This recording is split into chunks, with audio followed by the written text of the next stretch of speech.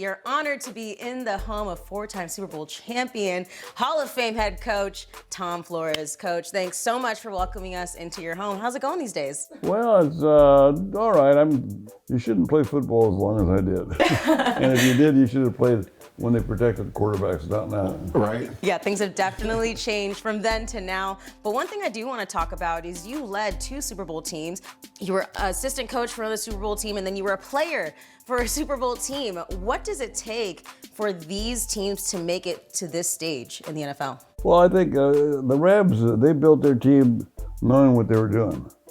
They went after players. They spent a lot of money. Having known Cincinnati and their background and the way that they draft through the years, they kind of stumbled into their team a little bit, but somebody knew what they were doing, and they finally got a quarterback. You can't do it without a quarterback. You got to have the quarterback, and that kid is really, really good. Coach, I mean, you were the first Latino head coach of an NFL team. You were the first minority head coach to win a Super Bowl, and you're a pioneer for diversity in the NFL, so we salute you and thank you for all that you've done. But I mean, right now, Brian Flores, he is suing the NFL. Even with the Rooney Rule in place, there's still this issue. There's only one black head coach in the NFL. From your perspective, in your eyes, what do you make of this entire situation? It's out of balance. It's broken. The system is broken. I don't know what the right system would be, but it's broken the way it is right now. Not just the hiring of head coaches, the internal system, but you have to do a better job, I think, of getting them ready sooner. You don't just say, well, okay, you've been coaching for 10, 20 years, you're ready to be a head coach. No, you don't say that. You got to earn that right, that respect, develop the ability to make those decisions. So, what do you think of his lawsuit? The only problem is that unfortunately, everyone's going to remember this part of his career.